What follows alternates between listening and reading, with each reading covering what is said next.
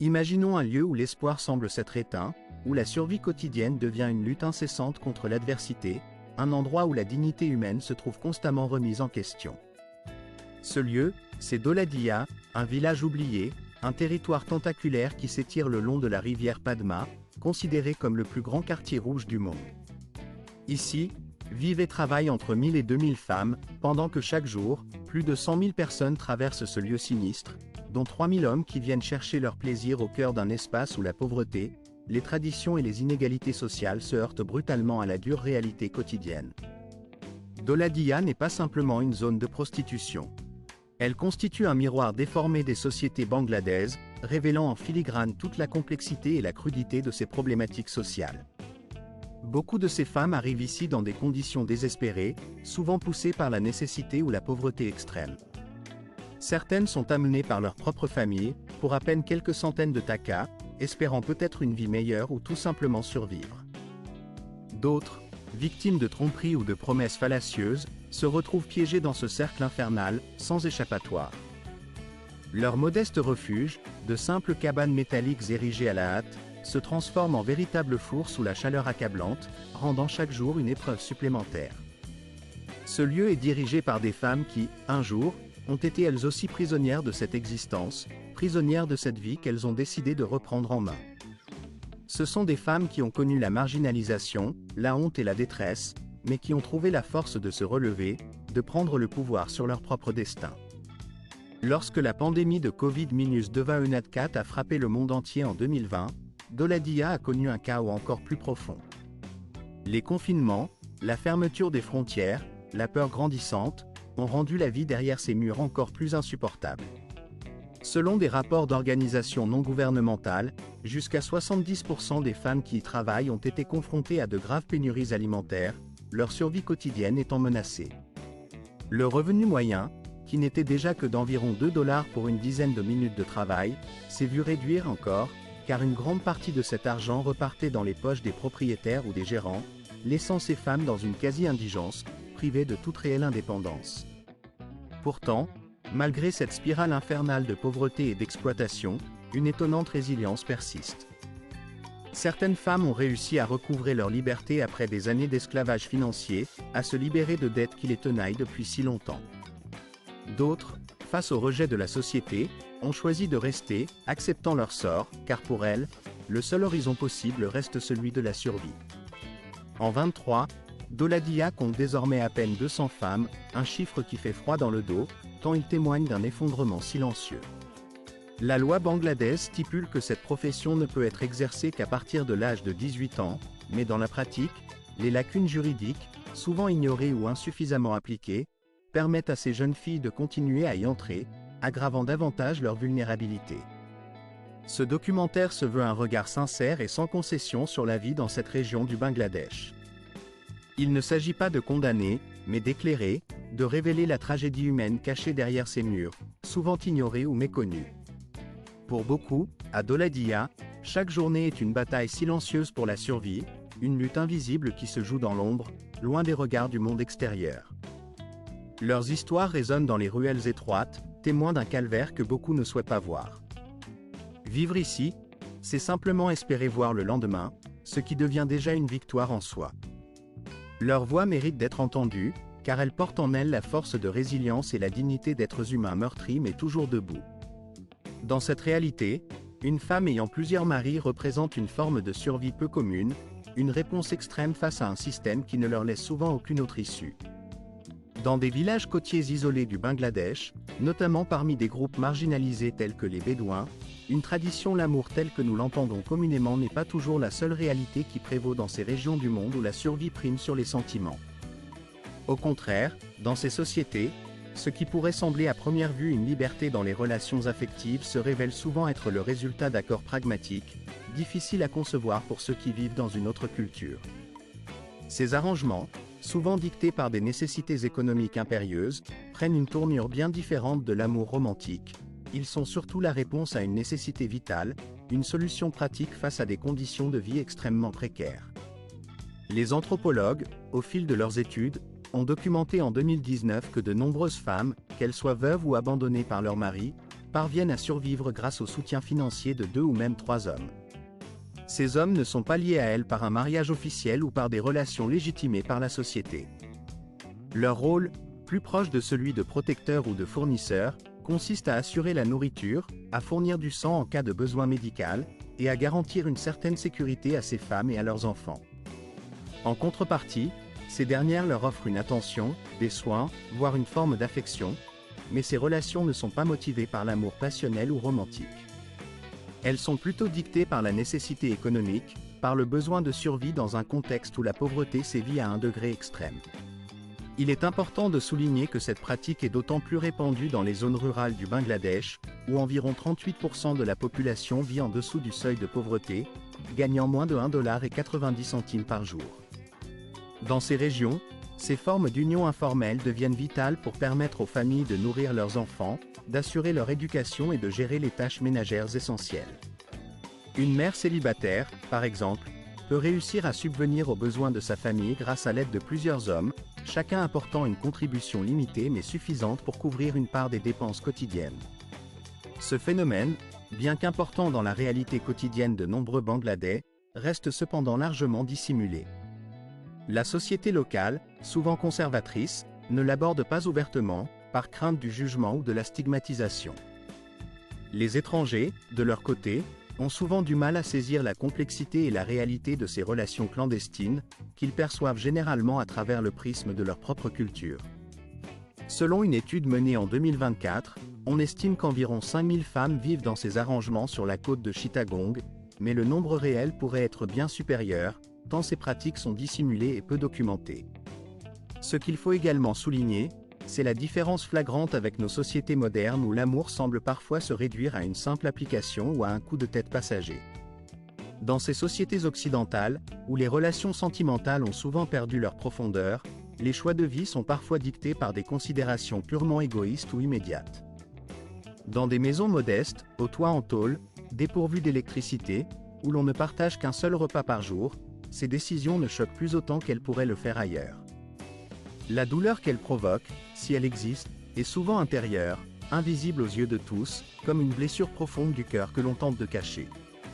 Si vous ressentez de la compassion pour ces femmes et croyez en un avenir où leurs conditions pourraient s'améliorer, il vous est permis de laisser un commentaire sous cette vidéo.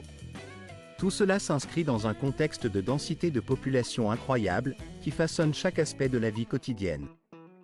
Le Bangladesh se distingue comme l'un des pays les plus densément peuplés du monde, avec environ 175 millions d'habitants concentrés sur un territoire d'un peu plus de 92 000 km². La capitale, Dhaka, avec ses 23 millions d'habitants, occupe la 9e place parmi les villes les plus peuplées de la planète.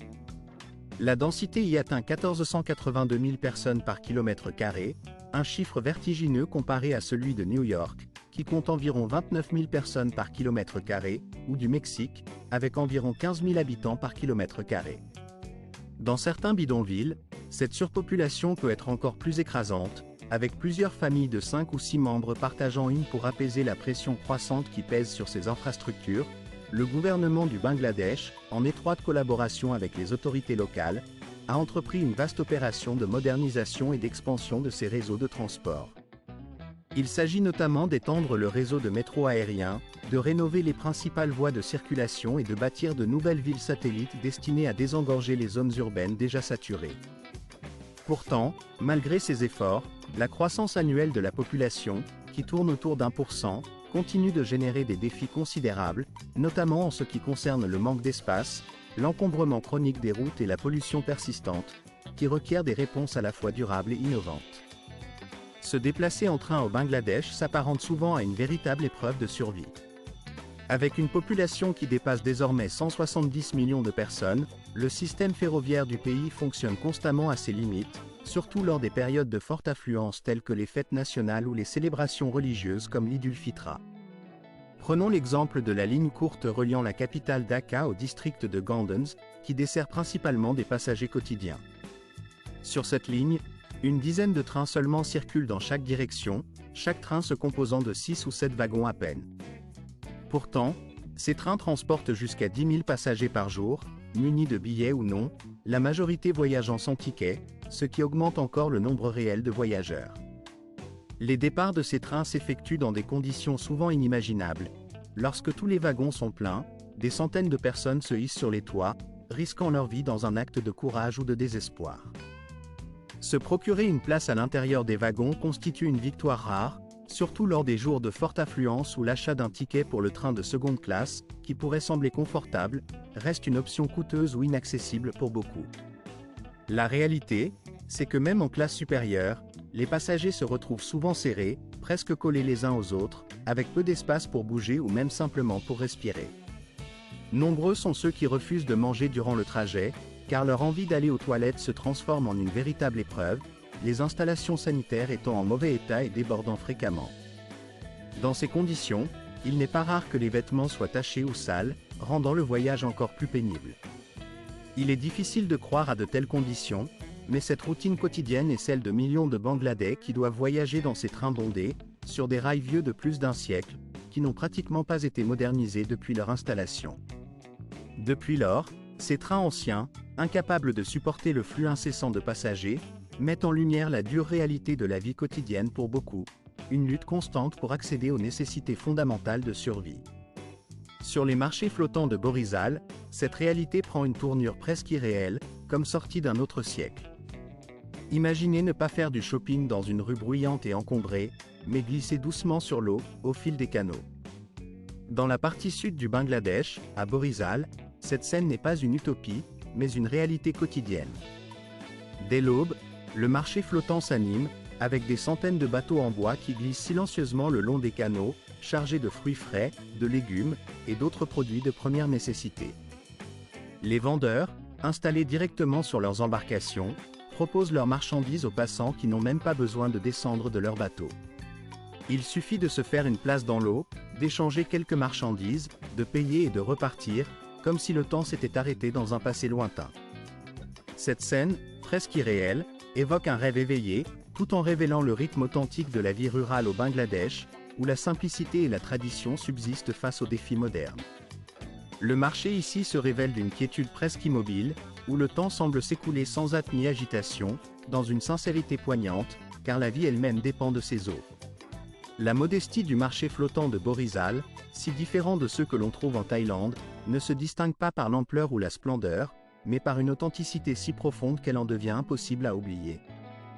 Lorsque le soleil se lève derrière la silhouette des cocotiers, il ne s'agit pas simplement d'un moment consacré au commerce ou à l'échange de biens, mais d'un précieux glissement à travers le temps.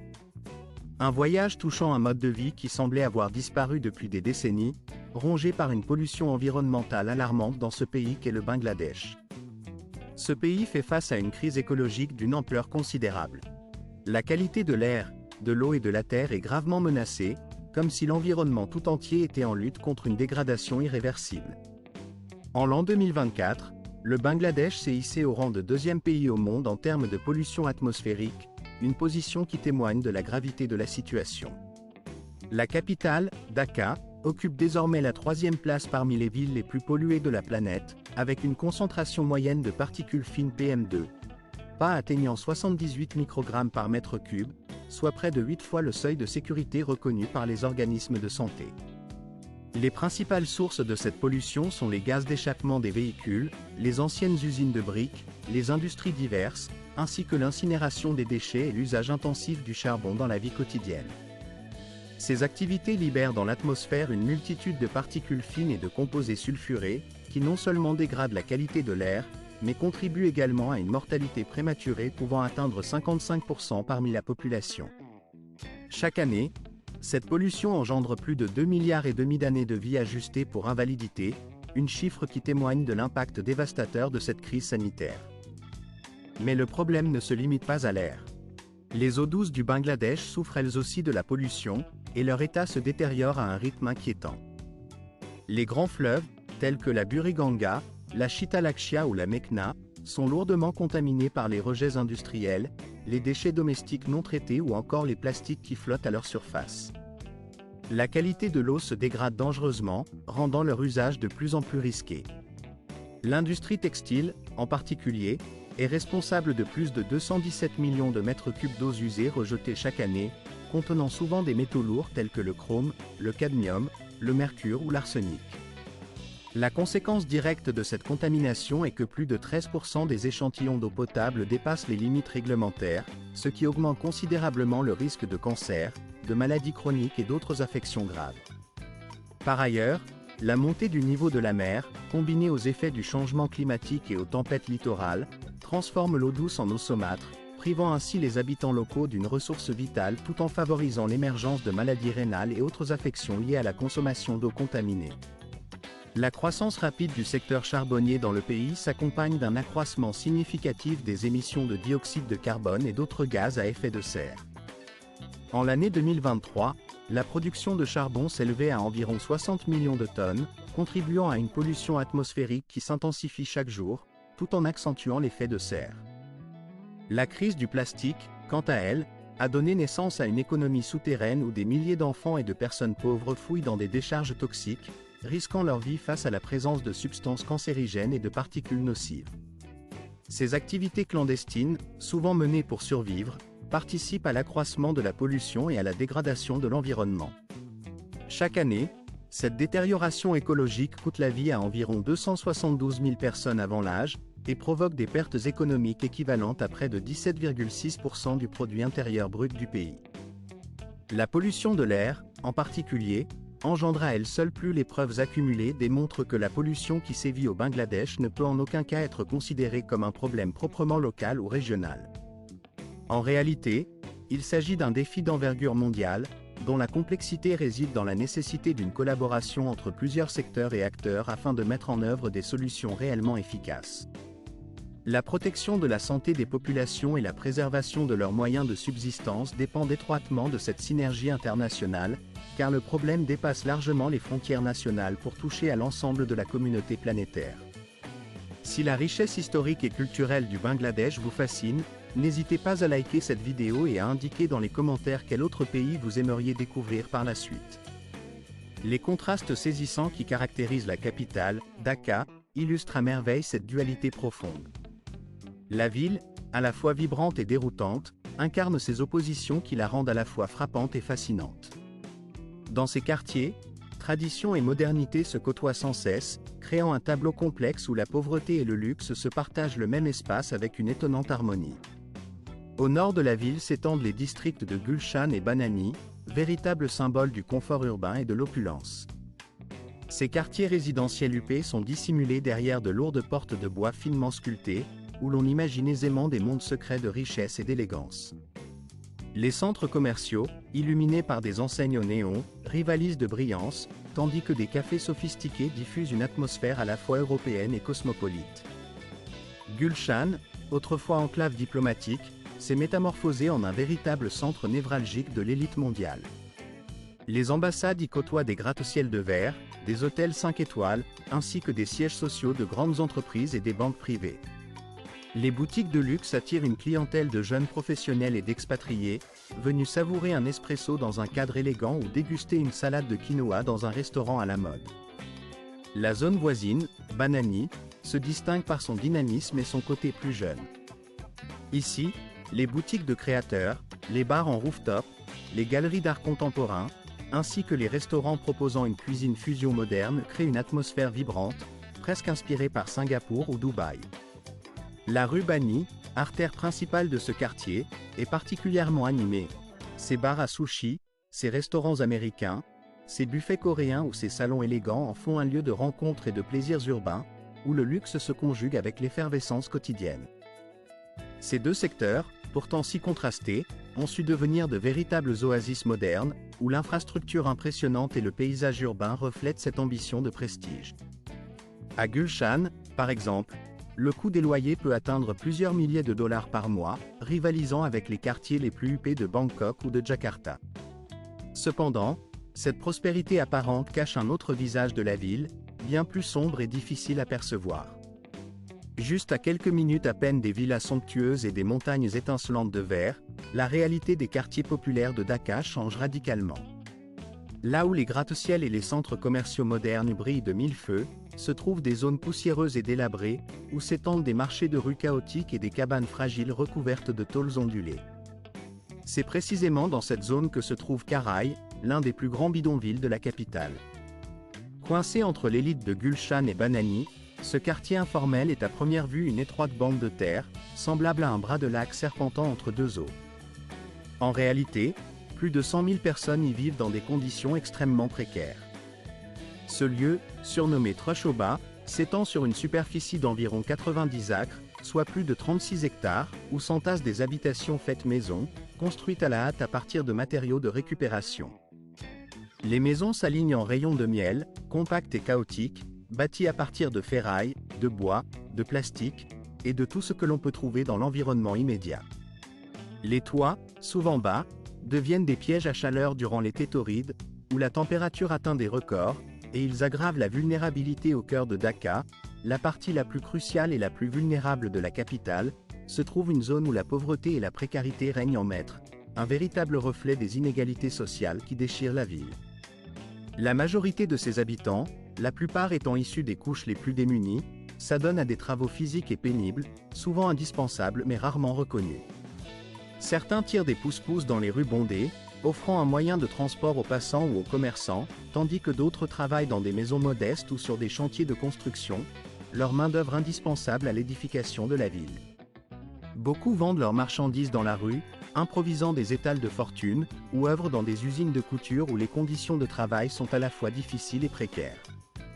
Ce sont ces mains invisibles, souvent ignorées par le reste de la société, qui bâtissent en silence les quartiers riches et modernes de Dacca, en assurant leur fonctionnement quotidien. Pourtant, l'infrastructure de cette zone appelée Karaï est à peine reconnue par les autorités, et ses habitants vivent dans une marginalisation totale. L'électricité et l'eau, essentielles à toute vie, y sont distribuées de façon clandestine, via des connexions illégales qui tissent un réseau complexe et chaotique, à la fois fragile et dangereux. Les rares toilettes publiques disponibles sont peu nombreuses, souvent insuffisantes pour répondre aux besoins de la population, et les eaux usées se déversent fréquemment dans le lac voisin, aggravant la pollution déjà alarmante. Lors des saisons de pluie, cette zone est presque inondée, les eaux sales envahissant les habitations, pénétrant dans les chambres et les cuisines, rendant la vie encore plus insupportable pour ses habitants. L'accès aux soins médicaux est quasi inexistant, et l'éducation formelle est un luxe inaccessible pour la majorité. Les familles dépendent principalement d'initiatives temporaires, telles que des écoles de fortune et des cliniques mobiles, qui surgissent sporadiquement pour offrir une aide d'urgence. La pauvreté chronique et le manque d'infrastructures stérilisent le développement durable, laissant ces communautés dans une précarité persistante et souvent désespérée. Parmi ces réalités difficiles, le camp de Kutupalong se distingue comme l'une des plus grandes colonies de réfugiés Rohingyas au monde, située dans la région d'Ukipazila, dans le district de Cox's Bazar, au Bangladesh. S'étendant sur environ 4,5 miles carrés, ce camp massif est reconnu comme le plus grand de la planète, un symbole poignant de la crise humanitaire mondiale. La majorité de ses habitants sont des Rohingyas, forcés de fuir la violence et la persécution dans l'état de Rakhine, en Birmanie, depuis le mois d'août de l'année 2017, après avoir subi plus de 931 000 attaques de masse. Leur arrivée a été si massive qu'elle a largement dépassé toutes les prévisions, transformant le camp en un vaste labyrinthe d'abris de fortune. La capacité officielle du camp est de 800 000 abris, mais la réalité dépasse largement ce chiffre, avec des familles entières regroupées dans des huttes précaires, construites à partir de bambous, de bâches plastiques et de nattes tissées à la main, souvent à la merci des caprices de la saison des pluies. Ces constructions fragiles sont constamment exposées au risque d'inondation et de glissement de terrain, surtout durant la mousson, période durant laquelle la vie devient encore plus difficile et incertaine. Les conditions de vie sont alarmantes, l'eau potable et les installations sanitaires font cruellement défaut, et l'accès aux soins médicaux est limité.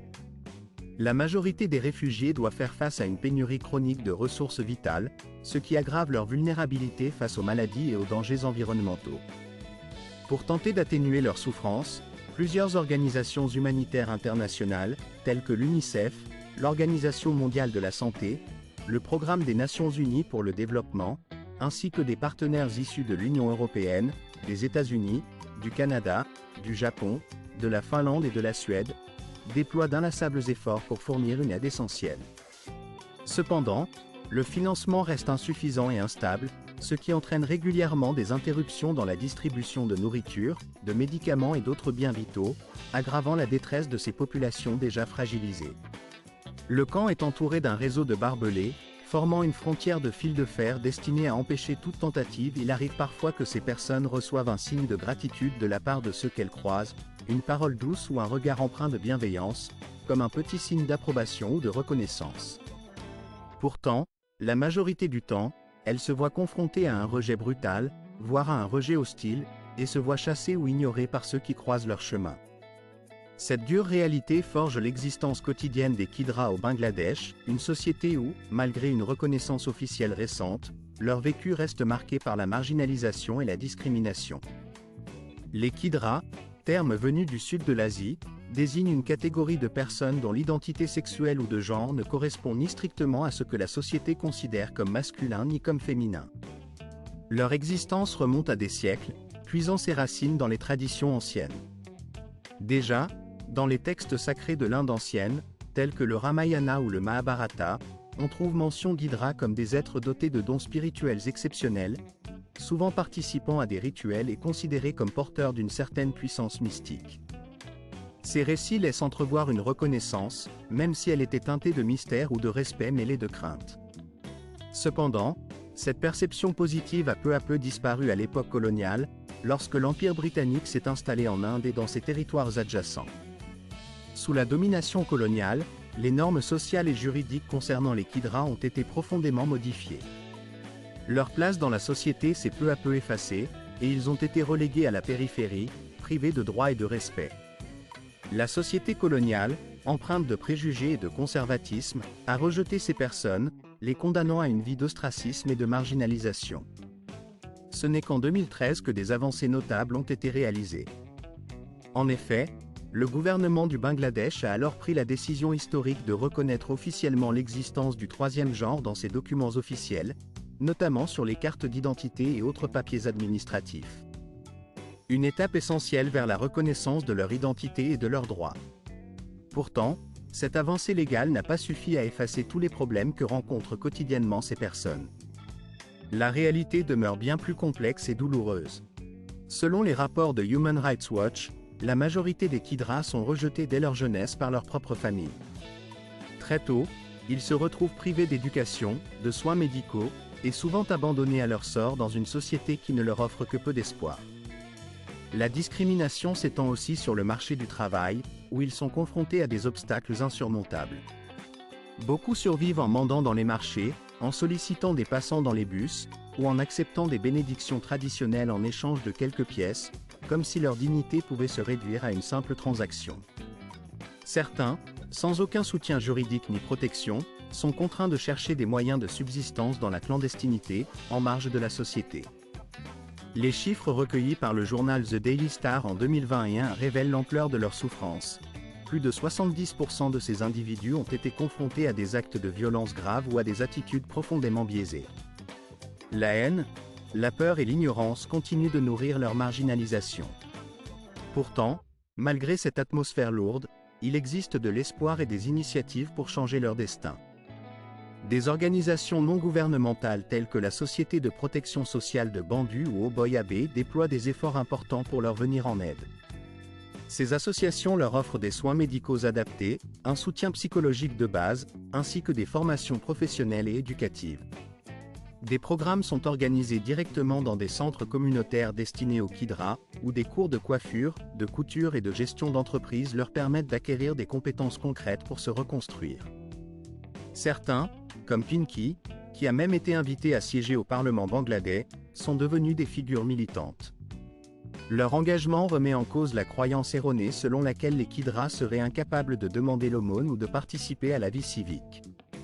L'État, conscient de ces enjeux, a commencé à prendre des mesures concrètes, en embauchant certains Kidra dans le secteur public et en lançant des campagnes d'information destinées à changer les mentalités. Bien que les progrès restent encore limités, ces efforts initient une lente mais certaine évolution. Chaque avancée, la majorité des travailleurs dans cette industrie gagnent à peine 2 ou 3 dollars par jour, ce qui équivaut à moins de 100 dollars par mois. Un revenu si modeste ne suffit guère à couvrir les dépenses essentielles telles que le loyer et la nourriture de base, laissant ces ouvriers dans une précarité permanente. Derrière chaque vêtement à la mode, derrière chaque tendance qui défile sur les podiums, se dissimulent des millions de personnes qui donnent de leur sueur, de leur énergie et parfois même de leur vie pour produire ces articles. Ces travailleurs, souvent contraints d'évoluer dans des locaux étouffants, surpeuplés, ressemblent à de petites silhouettes insignifiantes dans des usines de confection où la dangerosité fait partie intégrante du quotidien. La vie dans ces environnements est une lutte constante contre la fatigue, la chaleur insupportable et les risques permanents d'accidents. Beaucoup d'entre eux travaillent plus de 10 heures par jour, sans la moindre pause rémunérée ni droit au congé, encore moins à une assurance ou à une quelconque protection sociale. Leur pouvoir de négociation est quasi inexistant, et en cas de problème ou d'accident, ils se retrouvent totalement démunis face à un système qui leur refuse toute forme de soutien ou de recours. Souvenons-nous du terrible effondrement du bâtiment Rana Plaza en 2013, un drame qui a secoué le monde entier. Malgré les nombreux avertissements et les signaux d'alerte, la pression commerciale et la course au coût le plus bas ont contraint des milliers de travailleurs à entrer dans un bâtiment manifestement dangereux. Lorsqu'il s'est effondré, plus de 1100 personnes ont été précipitées dans la mort en quelques secondes seulement. Parmi elles, une majorité de jeunes femmes, dont le sacrifice demeure l'un des exemples les plus tragiques de l'exploitation dans cette industrie. Cependant, le secteur de la confection ne représente pas à lui seul le danger ultime. À Chittagong, au Bangladesh, le démantèlement des navires constitue un autre domaine où la mortalité dépasse l'entendement. Chaque jour, des dizaines de milliers de personnes, dont des enfants, des anciens géants de la marine, se livrent à cette tâche périlleuse, souvent dans des conditions déplorables. Ces travailleurs opèrent sans équipement de protection adéquat, pas de masque, pas de gants, inhalant en permanence des vapeurs toxiques provenant de l'huile, de la peinture, de l'amiante, tous autant de substances qui rongent leur santé. Les blessures, les brûlures et même la mort frappent régulièrement, aussi fréquemment que le lever du soleil. Selon les statistiques, dans ces docks, chaque semaine, un ouvrier trouve la mort, et nombreux sont ceux qui, survivants, voient leur espérance de vie se réduire à une cinquantaine d'années. Tout cela est effectué pour alimenter la chaîne mondiale d'approvisionnement, où la demande de produits rapides, bon marché et en grande quantité prime sur la valeur de la vie humaine. L'industrie de la couture a indéniablement permis à des millions de personnes de s'échapper de la pauvreté, leur offrant une opportunité d'emploi et d'intégration économique. Toutefois, elle a aussi laissé derrière elle un grand nombre d'autres individus, piégés dans un cycle infini de fatigue, de risques et de labeur acharné. Derrière chaque vêtement cousu, il y a une histoire d'espoir, de sacrifice et de travail silencieux, souvent effectué dans l'ombre, loin des regards du monde. La consommation mondiale, qui fait tourner cette roue, repose sur ces efforts invisibles mais essentiels. Le Bangladesh, deuxième plus grand pays exportateur de vêtements au monde après la Chine, incarne cette réalité complexe. Situé dans la baie du Bengale, ce petit État a su se transformer en une véritable puissance mondiale de la mode, où l'industrie textile constitue le pilier de son économie. Plus de 4,5 millions de personnes, dont la majorité sont des femmes, travaillent dans ce secteur, cousant des vêtements destinés à orner les garde-robes de tous les continents. Les recettes d'exportation liées à cette industrie représentent plus de 80% des revenus du pays, témoignant de son importance cruciale.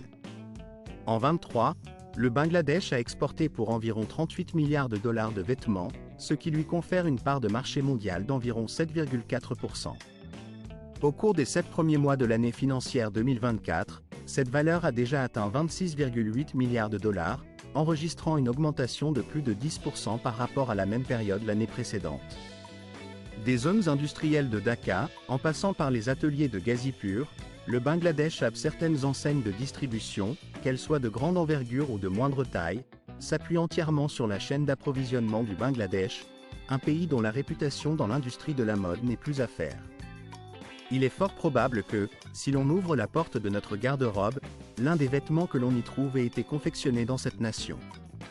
Cependant, derrière ce succès apparent se cache une réalité bien plus complexe, marquée par des coûts humains et sociaux que peu de consommateurs connaissent. La main-d'œuvre bon marché, associée à un système de production d'une flexibilité remarquable, a permis au Bangladesh de se transformer en une véritable usine à vêtements pour le monde entier. Pourtant, cette croissance fulgurante ne va pas sans conséquences lourdes. Les conditions dans les usines sont souvent difficiles, parfois même dangereuses, et les salaires versés aux ouvriers ne suffisent pas à couvrir leurs besoins essentiels. Des drames terribles, comme celui de Rana Plaza en 2013, restent gravés dans la mémoire collective, rappelant à quel point la recherche de profit peut précipiter des tragédies humaines. La situation est encore aggravée par des restrictions imposées aux activités syndicales et par la faiblesse des droits du travail, qui empêchent souvent les travailleurs de se faire entendre ou de défendre leurs intérêts. Alors que le monde entier semble fasciné par la mode à prix abordable, il est important de se rappeler que ce prix est en réalité payé par des millions de personnes au Bangladesh.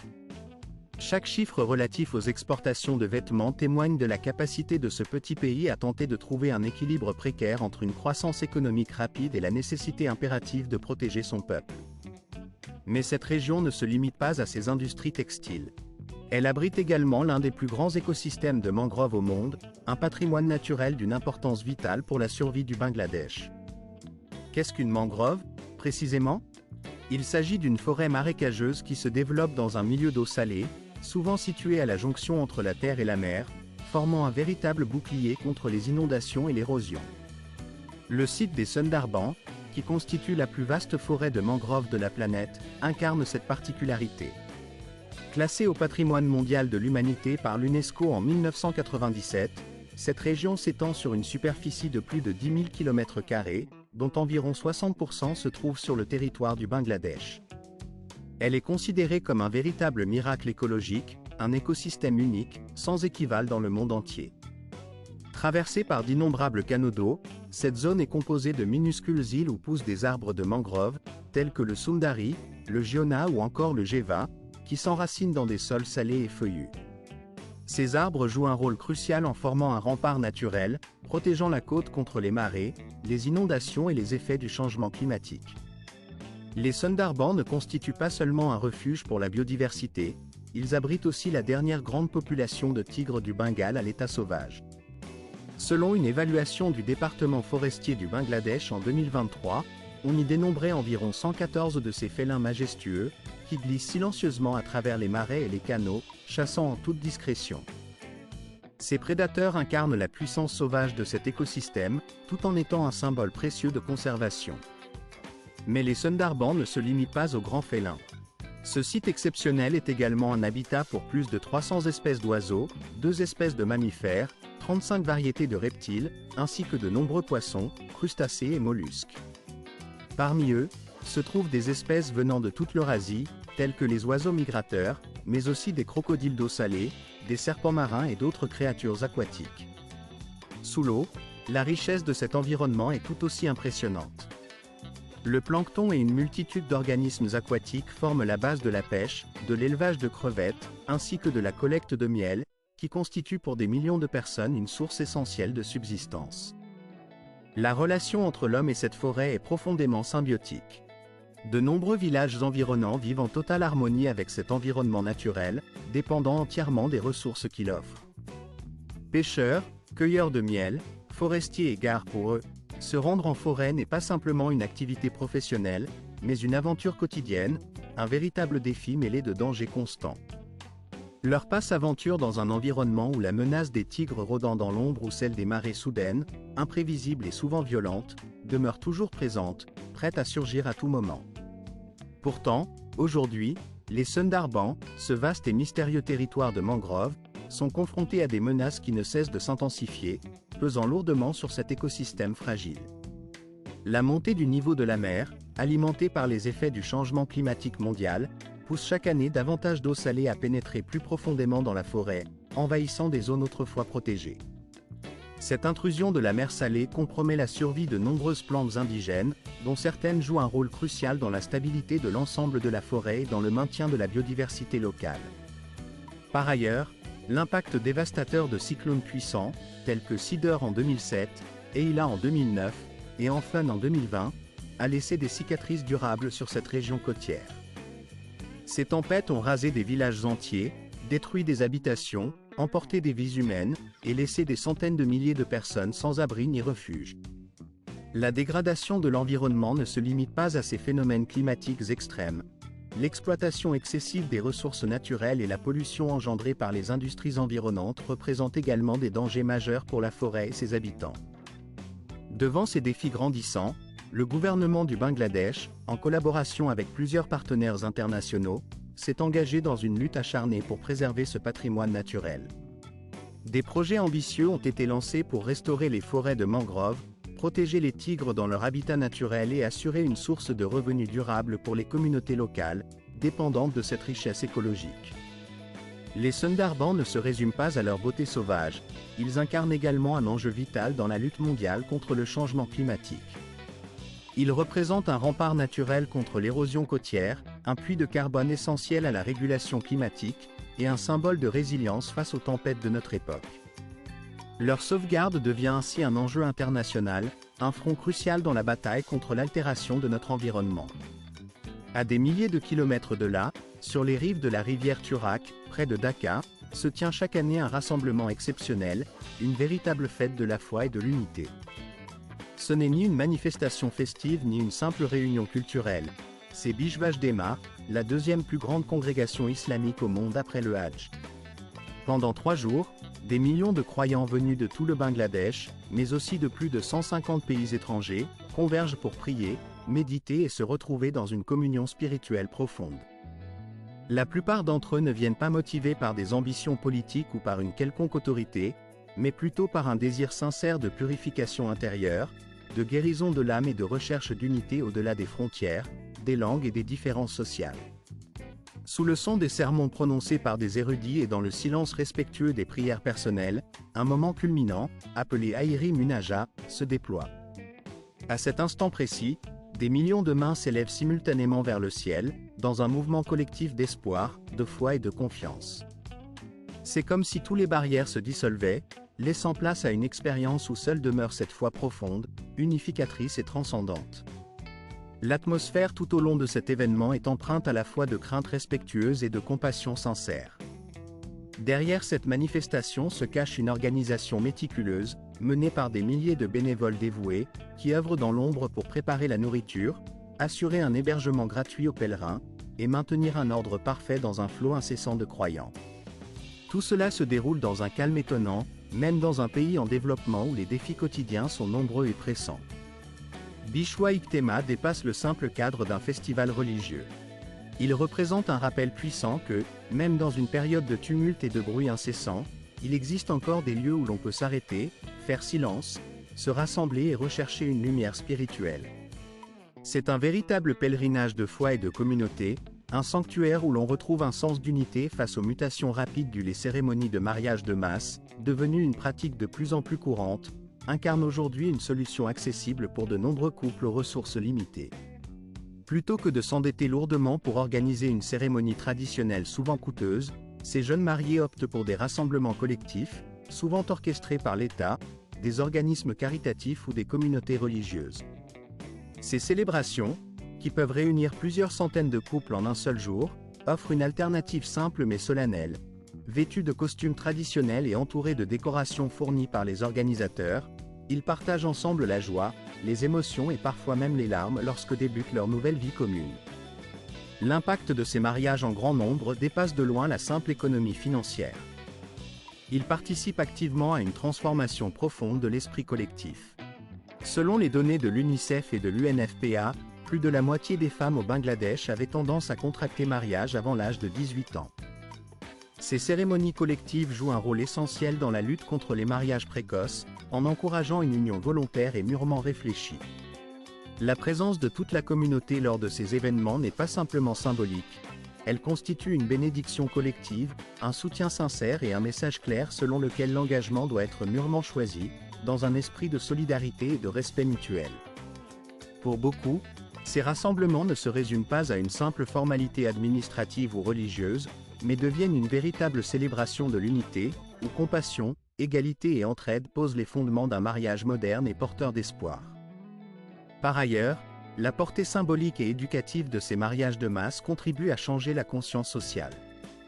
Ils instaurent une nouvelle vision du mariage, moins basée sur des pressions sociales ou des traditions rigides, et davantage sur la volonté, la maturité et le respect mutuel. Leur influence s'étend ainsi à une réflexion plus large sur le rôle des femmes, sur la nécessité de leur donner un choix véritable, et sur la possibilité d'un changement social durable. Ces rassemblements massifs participent à faire évoluer les mentalités, tout en renforçant le tissu communautaire dans son ensemble. Dans un autre registre, ces histoires de vie touchent le cœur et témoignent d'une humanité profonde. Parmi elles, Celle d'Abul Barandar, connu comme « l'homme-arbre » du Bangladesh, évoque la force et la résilience de l'esprit humain face à la maladie. Atteint d'une rare maladie génétique appelée épidermodysplasie véruciforme, Abul voit sa peau recouverte d'excroissances semblables à des racines d'arbres, qui envahissent ses bras, ses jambes et même son visage. Ces excroissances, semblables à des écorces ou à du bois pourri, donnent l'apparence d'un arbre vivant, rendant sa vie quotidienne extrêmement difficile. Ses mains, jadis capables d'attention et de douceur, ressemblaient à du bois insensible, si lourd qu'il lui était impossible d'embrasser ou de serrer dans ses bras son propre enfant. Pendant plus d'une décennie, Abul a enduré une douleur physique constante, accompagnée d'un profond tourment mental, nourri par l'espoir qu'un jour, sa vie pourrait changer. En Deviotisasi Sestnatkat, cet espoir s'est transformé en réalité. Grâce à l'intervention de spécialistes du secteur médical à Dhaka, il a subi une série de 16 opérations chirurgicales destinées à enlever près de 5 kg de pouces pathologiques. Ce fut un moment inoubliable. Pour la première fois depuis de nombreuses années, Abul a pu bouger ses mains, et surtout, serrer la main de sa fille, un geste qui lui semblait alors inimaginable. Bien que la maladie ne soit pas totalement guérissable et que le risque de rechute demeure, cette étape a ravivé en lui une nouvelle foi en la vie, en la médecine et en la persévérance. L'histoire d'Abul Barandar dépasse largement le cadre médical. Elle devient une véritable leçon d'espoir, illustrant la force de la volonté humaine, la puissance de la détermination et la capacité de croire en un avenir meilleur, même dans les circonstances les plus désespérées. Son combat a touché le cœur de millions de personnes, rappelant à chacun que la dignité, la compassion et la résilience sont des valeurs universelles. En devenant un symbole de courage face à l'adversité, l'homme-arbre du Bangladesh incarne la lutte contre la souffrance, mais aussi la possibilité de renaissance et de dépassement personnel. Les avis des visiteurs et des habitants sont précieux pour comprendre la réalité de ces initiatives étonnantes et des pratiques touristiques du Bangladesh. Dans un pays où les inondations frappent régulièrement les zones rurales situées en basse altitude, la persistance de ces catastrophes naturelles a profondément bouleversé la vie quotidienne de milliers d'enfants. Lorsqu'arrive la saison des eaux, les écoles traditionnelles se trouvent souvent submergées, rendant impossible la poursuite des cours pour ceux qui, avant même l'arrivée des crues, étaient déjà confrontés à la pauvreté et à l'isolement. Cependant, face à cette adversité, les communautés locales ont su faire preuve d'une créativité remarquable. Plutôt que d'abandonner l'éducation, elles ont imaginé et mis en œuvre une solution ingénieuse, déplacer les écoles sur l'eau, pour continuer à dispenser un savoir essentiel. Ce projet a été concrétisé par une organisation appelée Svanirvasta, dont les membres ont transformé de simples bateaux en véritables classes flottantes. Ces embarcations ont été aménagées avec soin, équipées de bureaux, de tableaux noirs, de manuels scolaires, et même de panneaux solaires pour alimenter l'éclairage et les appareils techniques. Chaque année, plus de 2000 jeunes étudiants traversent ces territoires inondés à bord de ces écoles sur l'eau, défiant la nature pour poursuivre leur apprentissage. Certains de ces bateaux ne servent pas seulement d'école, ils abritent aussi des bibliothèques mobiles ou des points de médecine itinérants, apportant une aide précieuse à leur communauté tout entière. Dans un contexte où la menace constante des catastrophes naturelles et la pauvreté empêchent nombre d'enfants d'accéder à l'éducation, ces écoles flottantes incarnent un véritable symbole d'espoir et de résilience. Il ne s'agit pas d'une solution temporaire ou d'un simple palliatif, mais d'une déclaration forte du désir inextinguible de connaissance, de la capacité d'adaptation face aux défis du changement climatique, et de la conviction profonde que l'éducation doit continuer, quoi qu'il arrive. Même si la Terre devait un jour disparaître sous les eaux, ses leçons, ses savoirs, perdureraient, portés par ces navires d'espoir. Chacun de ces bateaux, emportant de jeunes étudiants, représente un vaisseau vers un avenir meilleur, un symbole de détermination et de foi en la lumière du savoir. Sur un plan plus commercial, une autre réalité du Bangladesh révèle un système de tarification qui peut surprendre. Il arrive que le prix d'entrée pour les touristes étrangers soit 5 fois supérieur à celui que paient les locaux. Imaginez votre réaction si vous découvriez qu'en visitant un site touristique, un Bangladais doit débourser seulement 50 000 roupies, alors que pour un étranger, le même billet coûte 500 000. Ce type de différenciation tarifaire est courant dans le pays, et ce dans de nombreux lieux d'intérêt. Que ce soit dans la forêt de mangrove des Sundarbans, au Fort Labak, au Musée national de Dhaka, ou dans des sites historiques tels que Mahastangar ou Paharpura, il existe systématiquement 2 colonnes de prix, l'une pour les résidents locaux, l'autre pour les visiteurs étrangers. Les touristes doivent souvent payer de 5 à 10 fois plus cher que les habitants pour accéder à ces sites. Les autorités expliquent que cette politique vise à soutenir le développement du secteur touristique, encore en pleine croissance et nettement en retard par rapport à ses voisins comme la Thaïlande, le Népal ou l'Inde. Avec un flux annuel d'environ 300 000 à 400 000 touristes étrangers, le Bangladesh reste peu connu sur la scène mondiale, et ses revenus issus du tourisme sont modestes. La majorité de ces fonds est réinvestie dans la préservation des monuments historiques, des sites naturels et des trésors culturels, afin de préserver le patrimoine national. Cependant, cette différence de prix suscite souvent la controverse. Nombre de voyageurs considèrent que cette pratique crée une barrière invisible qui limite leur pleine immersion dans l'esprit du pays. Sur des forums internationaux tels que TripAdvisor ou Lonely Planet, il est courant de lire des témoignages de touristes qui ont payé le double ou le triple pour l'entrée dans un parc ou un musée, simplement parce qu'ils sont étrangers, ce qui peut laisser un goût amer et alimenter un débat sur l'équité et la transparence de ces prix différenciés. Dans un contexte où les infrastructures restent rudimentaires, où la signalisation est à peine visible et où l'offre de services est quasi inexistante, le coût élevé de certains services soulève de légitimes interrogations. La plupart des visiteurs se demandent avec perplexité: si le pays souhaite vraiment attirer davantage d'étrangers, pourquoi imposer de telles marges sur les prestations? En comparaison, des destinations comme le Cambodge ou l'Égypte, qui appliquent des tarifs douaniers plus élevés, compensent souvent ces coûts par des bonus attractifs tels que des excursions guidées, des audioguides ou des assurances intégrées. Pourtant, au Bangladesh, il semble que pour un prix souvent élevé, peu d'options ou d'avantages supplémentaires soient proposés, ce qui alimente le scepticisme des touristes quant à la valeur réelle de leur paiement. La frustration se manifeste lorsque ces visiteurs se demandent si leur contribution sert réellement à quelque chose ou si elle ne constitue qu'une source de revenus pour certains prestataires peu soucieux de la qualité ou de la satisfaction. Il est néanmoins encourageant de constater que le gouvernement commence à prendre conscience de ces dysfonctionnements, et que des initiatives sont en train d'émerger. Dans des localités comme Bagheera et Rangamati, par exemple, des efforts ont été déployés pour réviser à la baisse certains tarifs, notamment pour les touristes de longue durée ou ceux intéressés par l'écotourisme.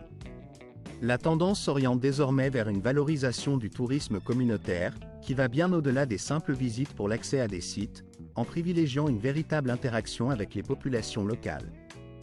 L'objectif est de transformer cette industrie en un levier de développement durable, en favorisant l'implication des communautés et en leur permettant de tirer profit de leur environnement et de leur culture. Au cœur de cette nation, le tigre royal du Bengale occupe une place emblématique, bien plus qu'un simple symbole de la faune sauvage. Il incarne l'âme même du pays, un emblème national gravé dans le sceau d'État, un symbole dans le domaine militaire, et surtout, une figure profondément ancrée dans le cœur des Bangladais.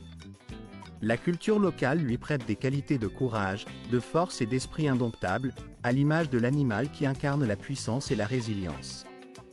Cependant, derrière cette fierté se cache une réalité alarmante. En 2004, les forêts de mangroves des Sundarbans, partagées entre le Bangladesh et l'Inde, abritaient encore près de 40 tigres royaux du Bengale. Mais, en 2019, il n'en restait plus que 114 du côté bangladais. Ce chiffre, aussi faible soit-il, n'est pas seulement une statistique, il constitue un signal d'alarme. Ces majestueux félins sont confrontés à une multitude de menaces qui mettent en péril leur existence. Le braconnage, la pêche illégale, le changement climatique, ainsi que la montée du niveau de la mer, fragilisent l'ensemble de l'écosystème des Sundarbans. Les scientifiques avertissent que si aucune action décisive n'est entreprise, ce symbole de la nature pourrait disparaître dans la moitié du siècle. La majesté de ces tigres se trouve aujourd'hui au bord du gouffre, oscillant entre la vie et l'extinction, leur destin étant étroitement lié aux choix difficiles que doivent faire les habitants du Bangladesh. Une majorité écrasante de la population, plus de 50 millions de Bangladais, vit dans une pauvreté multidimensionnelle, avec un taux de pauvreté qui dépasse 31%. Ces conditions difficiles influencent chaque décision familiale, chaque projet de vie. Faible revenu, absence de protection sociale et manque de ressources obligent souvent les familles à envoyer leurs enfants travailler dès le plus jeune âge, dans l'espoir de renforcer le budget familial, même si cela signifie sacrifier leur avenir. La majorité des enfants, 9 sur 10, employés dans des ateliers de couture ou des petites entreprises familiales, reconnaissent qu'ils ont commencé à travailler uniquement pour aider leurs proches à survivre. Ce choix, souvent contraint, conduit à une déscolarisation précipitée, avec des enfants qui abandonnent l'école pour des gains quotidiens. En conséquence, ils se privent de la possibilité d'accéder à un avenir meilleur, de se construire un destin différent de celui de leurs parents, et de sortir du cercle vicieux de la pauvreté. Les conséquences du changement climatique, combinées à la fréquence accrue des inondations dévastatrices, ont profondément bouleversé la vie des populations rurales. Ces désastres naturels détruisent sans relâche les récoltes, laissant les familles isolées et vulnérables, contraintes de quitter leurs terres pour chercher refuge dans les zones urbaines. Là-bas, dans un environnement souvent peu accueillant, elles se lancent dans des activités précaires, telles que le travail dans des usines ou le secteur informel, notamment dans la transformation textile ou la gestion de déchets. Ces emplois, peu rémunérés et instables, deviennent leur seule chance de survie dans une société où la pauvreté et la précarité s'intensifient de jour en jour. La migration vers les villes est devenue une nécessité pour beaucoup de ces familles, qui abandonnent parfois leur terre natale dans l'espoir d'un avenir meilleur, mais se heurtent à un marché du travail saturé et déshumanisé. Le taux de chômage chez les jeunes de Bangladesh atteint désormais un seuil alarmant, flirtant avec 16%. Face à cette crise, une majorité d'entre eux acceptent des emplois précaires, souvent mal payés, ou se résout à participer à des manifestations pour faire entendre leur voix. Parmi leurs revendications figure l'augmentation du salaire minimum, fixé actuellement à 8 300 taka, ce qui équivaut approximativement à 68 000 à 23 000 $, ou encore environ 217 $ et 50 cents par mois. Cependant, dans l'ombre de cette réalité difficile, le travail forcé demeure une plaie ouverte dans certains secteurs informels, comme la production de poissons séchés, la fabrication de briques ou la tannerie. La faiblesse des lois du travail, combinée à des sanctions symboliques, permet à ces pratiques de perdurer, alimentant un cycle d'exploitation et de misère. Dans ce contexte de pauvreté persistante et d'instabilité économique chronique, les Bangladais sont confrontés à des choix déchirants, où chaque décision peut signifier la différence entre la survie et la précarité. Ils sacrifient souvent leur éducation, déménagent à maintes reprises ou participent à des protestations, tout cela dans l'espoir d'accéder à une vie meilleure. Derrière la dureté apparente de leur quotidien se cache pourtant une beauté insoupçonnée, dissimulée sous un voile de sévérité et de lutte incessante. Malgré les catastrophes naturelles fréquentes et la lourdeur des conditions de vie, le Bangladesh recèle aussi des trésors cachés, des coins de nature préservés qui attirent chaque année des touristes du monde entier en quête d'émerveillement. Commencez votre voyage par une immersion dans la splendeur de la côte de Cox's Bazar, qui s'étend sur environ 75 miles. Ici, le sable, d'un toucher doux et doré, borde la baie du Bengale, dont la magnificence saisit tous ceux qui la contemplent. Les levées et couchers de soleil y peignent le ciel de nuances d'orange et de violet, créant des paysages à couper le souffle, où la lumière semble fondre dans l'horizon. En marchant au rythme du ressac des vagues, on ressent à la fois la vitalité de la vie urbaine et la quiétude apaisante de la mer, un contraste saisissant qui incarne toute la richesse de cette région. À bord des bateaux, la découverte se poursuit avec l'île Saint-Martin, la seule île corallienne du Bangladesh. Sa superficie, qui ne dépasse pas un peu plus d'1 mile carré, abrite un univers de lumière scintillante, de récifs sous une eau limpide et d'un sable blanc comme la neige. Ces plages invitent à la détente, à la plongée en apnée ou simplement à la contemplation, offrant un refuge idéal pour ceux qui souhaitent échapper à l'effervescence terrestre. Pour les amateurs d'aventure, une balade à vélo le long de la côte permet d'explorer la petite île de Sherodwip, qui disparaît sous les eaux à marée haute, donnant ainsi un avant-goût de la spontanéité et de la magie de la nature sauvage. Le chemin menant vers l'intérieur des terres révèle des paysages de collines verdoyantes, où s'étendent d'immenses plantations de thé à perte de vue, notamment dans la région de Sri Mangal, renommée pour sa production de thé.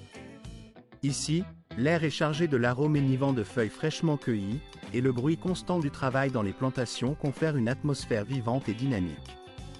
Les paysages pittoresques donnent vie à chaque instant, où la nature et l'activité humaine semblent se fondre. Les plages immenses et dorées qui s'étendent à perte de vue, les îles coralliennes aux eaux turquoises éclatantes, ainsi que les charmants salons de thé nichés dans les collines verdoyantes, offrent un éventail de paysages d'une diversité remarquable.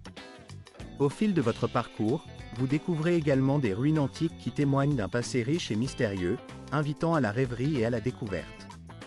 Le Bangladesh apparaît ainsi comme un véritable trésor caché, un pays où la beauté persiste et s'épanouit même dans les conditions les plus rudes ou austères, montrant une résilience admirable.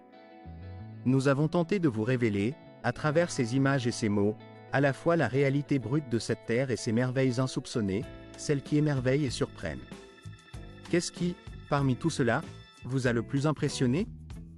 Était-ce la grandeur sauvage de ces paysages ou la richesse de son histoire?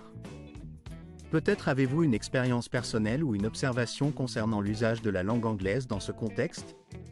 N'hésitez pas à partager vos impressions, vos anecdotes ou vos réflexions dans la section des commentaires, car votre opinion nous tient à cœur. Nous sommes très curieux d'entendre ce que vous avez à dire. Avez-vous apprécié la vidéo que vous venez de regarder? Si tel est le cas, pensez à cliquer sur le bouton « J'aime » pour soutenir notre travail et à vous abonner à notre chaîne afin de ne pas manquer nos futures publications. Votre soutien est précieux et nous encourage à continuer à produire du contenu toujours plus captivant, plus enrichissant et plus immersif. N'oubliez pas de visionner la prochaine vidéo qui apparaîtra sur votre écran, car nous sommes convaincus qu'elle vous plaira autant, voire davantage. Enfin, n'oubliez pas de laisser un commentaire pour nous indiquer le pays que vous souhaiteriez découvrir lors de nos prochaines explorations, afin que nous puissions préparer un nouveau voyage dans un lieu qui vous fascine. Merci infiniment d'avoir pris le temps de regarder cette vidéo, et à très bientôt pour de nouvelles aventures visuelles.